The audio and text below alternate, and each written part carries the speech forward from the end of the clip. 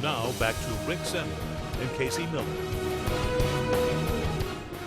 Welcome back to In the Zone. First place in the WIC West Division on the line tonight. The only two teams with unbeaten conference records met in the West as Sullivan hosted Greencastle. Both the Arrows and Tiger Cubs entered 2-0 in the WIC play.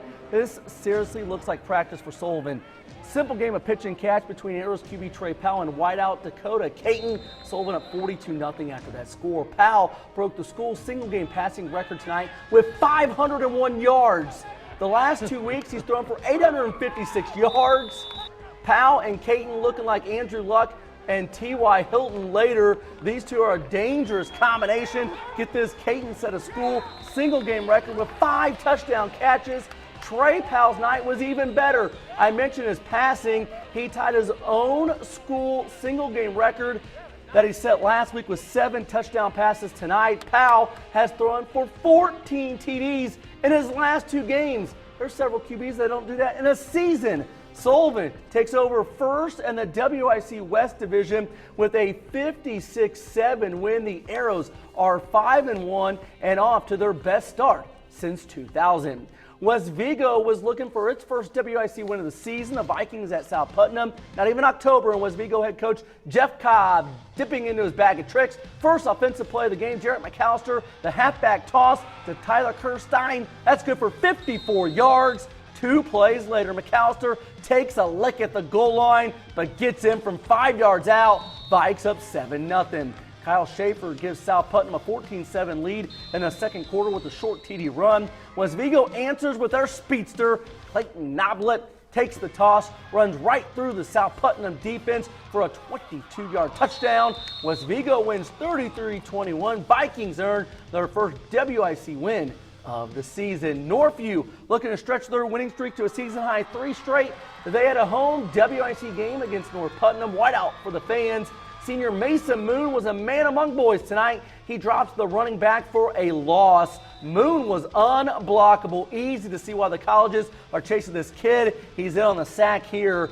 When Northview goes to the Wildcat formation, you know he's getting the ball. This guy, Dylan Hyatt, he's electrifying with the ball in his hands. He says, see ya, wouldn't want to be ya. Knights up 27-7 in the third quarter. Knights facing a 4th and 8. Trey Shaw, beautiful deep ball in stride to Dylan Hyatt for a 30-yard TD. That was Hyatt's 3rd score of the game. Northview wins 34-13. Knights pick up their first home win of the season. Mr. Casey. Turkey Run and Riverton Parke met tonight on the gridiron. These are 2 schools needing a win in the worst possible way. The Warriors have dropped 8 straight regular season games, while the Panthers haven't won a regular season game since 2013. The two faced each other tonight out at RP. On the opening kickoff here, Turkey Run going for an onside kick. The ball's on the ground. Ben Link manages to get a hold of it. The Warriors get the ball. They couldn't score there, though. Later, P.J. Persinger takes the pitch around the outside. Look at this. He gets some room. He's brought down, but that's a big gain for the Panthers there, and it's going to set up a drive here. Then Brogan Sanders, he's going to go left, avoids going down here. He fires to the end zone, and Persinger is there, makes the grab for the touchdown. Riverton Parke gets the win tonight on the home turf. The Panthers win 32-7. First regular season win since 2013. First conference win since 2010. They put in a lot of hard work. I know it's been tough. Congratulations, Panthers. Enjoy this win. Definitely a much-needed win for those guys. A pair of 2 and 3 teams collided in Rockville as the Rocks hosted South Vermillion. A name we've called a lot here. Colton Rosnet looks to pass. He doesn't like his options in the air, so he stays on the ground. Rosnet picks up a big gain for the Rocks.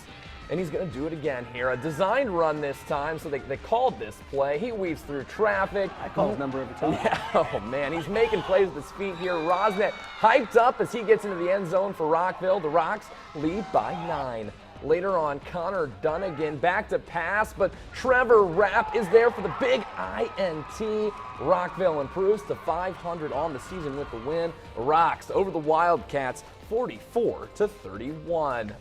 North Vermillion was looking to upset 1A 11th ranked Attica.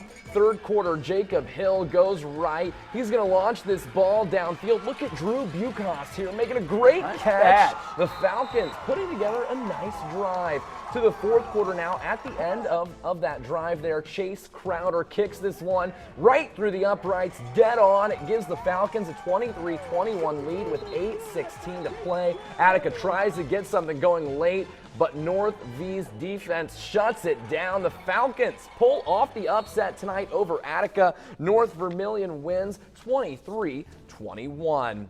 We're going to take our final time out. When we come back, we have action from the big Knox County showdown between North Knox and Vincennes Lincoln. And it was a thriller, and we'll head over to the land of Lincoln to check in on the night of high school football in Illinois with stops at Marshall and KZ Westfield. In the Zone, we'll be right back.